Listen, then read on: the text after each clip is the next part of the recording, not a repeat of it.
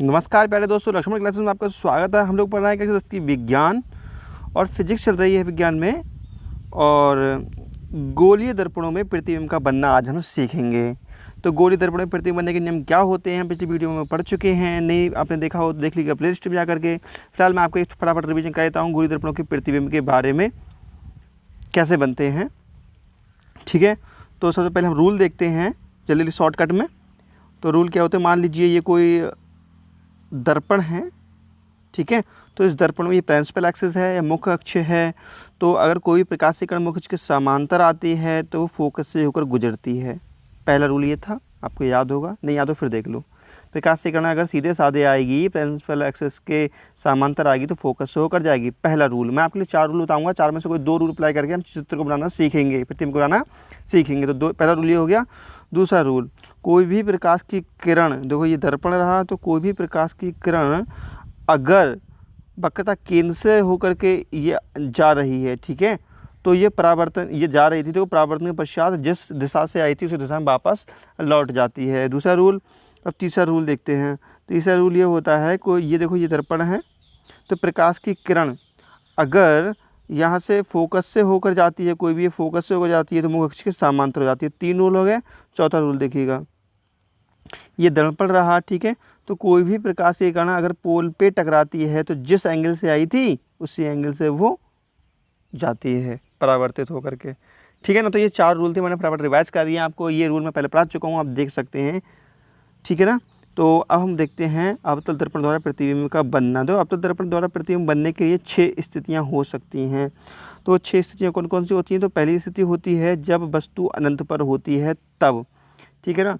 तो देखो जब वस्तु अनंत पर होती है, तो मैंने चित्र बना रखा है लेकिन आप मेरी बात पे गौर दीजिएगा।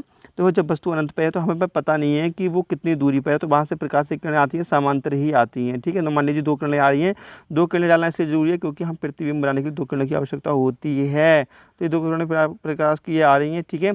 अब ये अपवर्तन के पश्चात कहाँ जाएंगी? फोकस से होकर जाएंगी। ये वाली कहाँ जाएगी? फोकस से होकर जाएगी, क्योंकि अभी तुमने रूल पढ़ा था, कोई प्रकाश की किरण पढ़ा था हमने, कोई प्रकाश की किरण मुख्य अक्ष के समांतर आती है तो कहाँ जाती है? फोकस से होकर जाती है, पढ़ा था। तो देखिए समांतर आ रही थी, फोकस से होकर जाएगी। ये भी समांतर आ रही थी, फोकस से होकर के जाएगी। समझ में आया? ठीक है।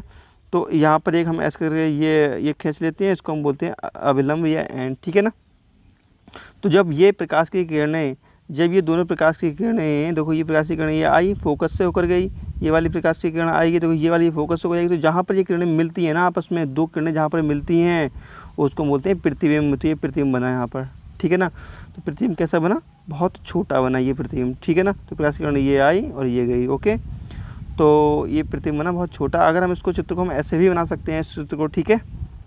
तो अतः वस्तु का प्रतिबिंब मुख्य फोकस पर बनता है ना, जो कि वास्तविक उल्टा और वस्तु के आकार में बहुत छोटा होता है। देखो ये देखो फोकस पे बनना है, फोकस पर, ठीक है ना। इसमें भी देखो फोकस पे बनना है, ठीक है। वास्तविक उल्टा और वस्तु के आकार में बहुत छोटा है, पॉइंट टाइप का दिख रहा है आप लोगों को, ठीक है। और इस बारे में थोड़ा सा बड़ा दिख रहा है लेकिन है ये भी छोटा। वस्तु देखो यहाँ कितनी बड़ी दिखाई गई है। तो दूसरा देख लेते हैं प्रतिबिंब कैसे बन सकता है। जब वस्तु जो है वो अनंत और प्रकाश के केंद्र के बीच में रखी गई हो। जब अनंत और वक्रता केंद्र, प्रकाश के केंद्र नहीं, वक्रता केंद्र के बीच रखी गई हो, ठीक है। तब देखो, तब मान लीजिए वस्तु यहाँ पर रखी है तो ये प्रकाश से किरण मुख्य अक्ष के समांतर आएगी। वो कहाँ जाएगी? फोकस से होकर। ये रूल तो हमने पढ़ा था। दूसरा रूल क्या था?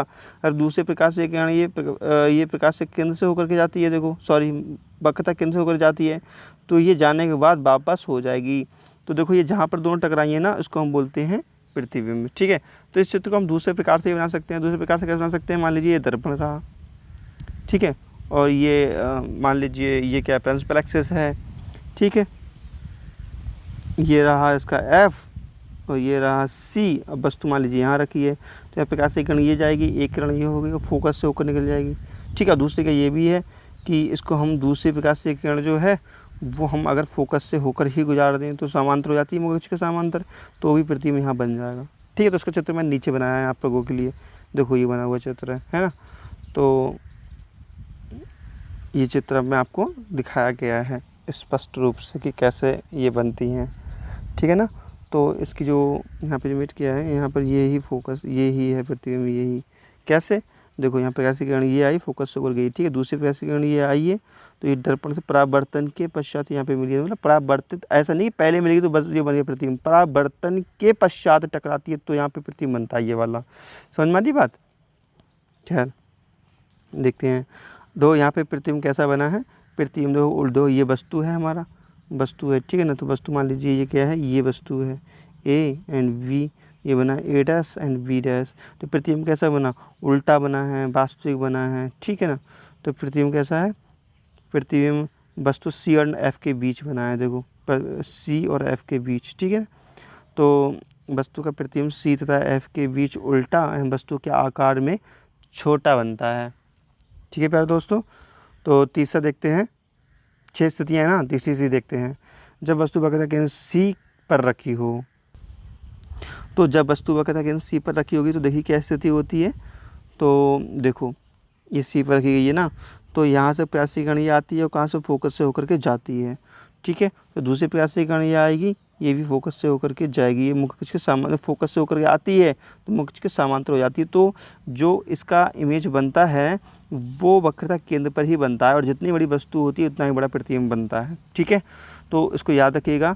तो यहाँ पर अतः हम लिखा है, अतः वस्तु का प्रतिबिंब वक्रता केंद्र पर जो कि वास्तविक, उल्टा तथा वस्तु के आकार में बराबर बनता है। क्लियर? नेक्स्ट देखिएगा, जब वस्तु सी तथा एफ के बीच रखी हो, ठीक है ना। तो अब वस्तु कहाँ पे है, यहाँ पर देखो सी है और ये एफ है, इसके बीच ये वस्तु रखी है, ठीक है। तो प्रकाशीय किरण गई है मुख्य अक्ष के समांतर, फोकस से होकर गई है, पहला रूल। दूसरा पे फोकस से होकर के जाएगी, मुख्य अक्ष के समांतर हो जाएगी, ठीक है ना। तो ये उल्टा प्रतिबिंब बन गया।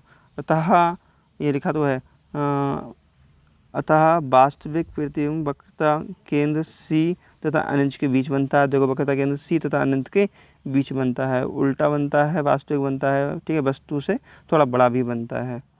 ओके नेक्स्ट, जब वस्तु एफ पर हो, ठीक है, तो इसमें थोड़ा सा इंपॉर्टेंट डाल देना, ज़्यादा नहीं, थोड़ा सा इंपॉर्टेंट है ये, ठीक। तो जब वस्तु एफ पर रखी हो तो इसकी पोजीशन देखिएगा आप, ये दर्पण है हमारा, ठीक है। अब वस्तु जो है एफ पर रखी है तो प्रकाशीय किरण ये जाएगी, फोकस से होकर निकल जाएगी, लेकिन दूसरे प्रकाशीय किरण भी आगे दसता ही नहीं है, ठीक है। तो दूसरी प्रकाशीय किरण का क्या होगा, दूसरी प्रकाशीय किरण कि ये ऐसे अगर हम यहाँ से किरण डालें ये, तो परावर्तित होने के बाद ये ऐसे निकल जाती है, तो मिलती नहीं है, डॉट डॉट करके कितना भी खींचो, ठीक है। तो दूसरा तरीका एक और है इसका बनाने का, ठीक है। तो दूसरा तरीका यहाँ पे बनाया नहीं गया, मैं बता देता हूँ फिलहाल साइड से, आप बना लेना। दूसरा तरीका ये है इसका बनाने का, देखो ये रहा दर्पण, ठीक है, और ये रही ट्रांसपेरेंट एक्सिस। अब ये रहा फोकस इसका, ठीक, वस्तु कहाँ रखी है, फोकस पर, तो ये फोकस पर रखी है, ये प्रकाशीय किरण गई कहाँ जाएगी, फोकस से होकर जाएगी, पहला रूल तो ये है। और दूसरी प्रकाशीय किरण आप ऐसा करो, ये पोल से गुजार दो, मान लीजिए थीटा कोण है तो थीटा कोण से वापस जाएगा ऐसे करके, ठीक है। तो ये भी दो वही स्थिति बनी, तो ये वाला भी सही है जो मैंने बनाया है अभी, ठीक है, ये भी आप बना सकते हो। तो इस पर भैया मोस्ट इम्पोर्टेंट लेना, ये आएगा आपके पेपर में 100% आएगा ये वाला, ठीक है, ये वाला आप मोस्ट इम्पोर्टेंट लगा लो। तो इसमें क्या है, जब वस्तु एफ और पी के बीच रखी हो, ये भैया आना ही आना है, याद कर लेना, ठीक। जब वस्तु एफ और पी के बीच रखी हो, ये देखो, तो प्रकाशीय किरण ये आई और फोकस से होकर चली गई, ठीक। और दूसरी प्रकाशीय किरण हम कहाँ से गुजारें, दूसरी प्रकाशीय किरण ये है जो है हमने वक्रता केंद्र से गुजारी है, तो ये देखो रिफ्लेक्टेड होकर वापस लौट गई है, बैक किया है इनको, तो ये मेरा प्रतिबिंब, ठीक है। इससे बेस्ट हम दूसरा तरीका बताते हैं इसका, बेस्ट, इससे बेस्ट, तो देखो दूसरा इससे बेस्ट ये वाला है, ये वाला, ठीक है ना। प्रतिबिंब दर्पण के पीछे बनेगा, बना देखो, दर्पण प्रतिबिंब दर्पण के पीछे बना है, सीधा बना है और आभास ये बड़ा भी है ना। तो ये सबसे बेस्ट तरीका ये वाला जो है, ठीक है। तो प्रकाशीय किरण ये आई है, फोकस से होकर गई है, ठीक। दूसरी प्रकाशीय किरण हमने क्या करा, हमने थीटा एंगल से ये पोल पर गिराया है और जो रिफ्लेक्टेड कर दिया, इसको मिलाया पीछे करके, तो ये बन गई प्रतिबिंब। समझ में आया? तो देखते हैं इसका नेक्स्ट। तो इसी चित्र को यहाँ दोबारा बना दिया है, बात यही है, ठीक है ना। इस चित्र को 2 बार बना दिया गया लेकिन है एक ही चित्र, ठीक है। तो अवतल दर्पण का अच्छा उपयोग भी देख लो, अवतल दर्पण के यूज़ क्या होते हैं। तो अवतल दर्पण जो होता है ना, तो अवतल दर्पण को हम क्या कहते हैं, कॉनकैव मिरर। तो याद करने का तरीका देख लो, कॉनकैव मिरर, कॉनकैव मिरर। तो इसमें 2 बार सी आई है, तो सी करते हैं, सी ऐसे करते हैं ना, जब मिर्ची खाते हैं, जब सी लगती है, मिर्ची खाते हैं, तो वो मिर्ची भुजती कहाँ, तवा पे भुजती है, तवा पे, ये तवा हो गया, यहाँ मिर्ची भुजेगी, ठीक। और तवा पड़ता है नीचे से काला, नीचे से पड़ रहा है ना, तो जो उभरे हुए साइड पे पॉलिश की जाती है वो कौन सा दर्पण होता है, वो होता है अवतल दर्पण, ठीक है ना, कॉनकेव मिरर, ये ना उभरा हुआ साइड, ये इस पर की जाती है पॉलिश। ओके, तो बे दर्पण जिसके उभरे हुए साइड पे पॉलिश की जाती है, परावर्तक पृष्ठ दबा हुआ होता है, क्या कहलाते हैं, अवतल दर्पण कहलाते हैं। तो इनके यूज़ क्या हैं, यूज़, ठीक है। तो अवतल दर्पण जो होता है वो इस टाइप का होता है, इस टाइप का। जब इस टाइप का होगा, तुमने गाड़ियों के हेडलाइट देखे होंगे, हेडलाइट में क्या होता है, ऐसी लाइट लगी होती है, ऐसी है ना, और यहाँ पे बल्ब लगा हुआ होता है। गाड़ी के हेडलाइट में भी यूज़ होता है ये, है ना, बहुत सारी जगह यूज़ होता है। मैं बता देता हूँ आपको, टॉर्च में भी यूज़ होता है। तो अवतल दर्पण का उपयोग चेहरा का सीधा प्रतिबिंब बड़ा देखने के लिए सेविंग दर्पणों के रूप में करा जाता है। डॉक्टर मरीजों के दांतों का बड़ा प्रतिबिंब देखने के लिए अवतल दर्पण का यूज़ करते हैं। मतलब अवतल दर्पण जो है ना, इसमें जो क्या है, बड़ा प्रतिबिंब बनता है ना। अवतल दर्पण का उपयोग टॉर्च, मोटर कारों और रेलवे इंजन प्रकाश शक्तिशाली किरणपुंज प्राप्त करने के लिए किया जाता है। अवतल दर्पण का उपयोग टेलीविज़न लैंपों में किया जाता है। अवतल दर्पण का उपयोग परावर्तक दूरदर्शी में भी किया जाता है, ठीक है। उत्तल दर्पण द्वारा प्रतिबिंब का बनना बताएंगे अगली वीडियो में। तब तक के लिए नमस्कार, जय हिंद, वंदे मातरम।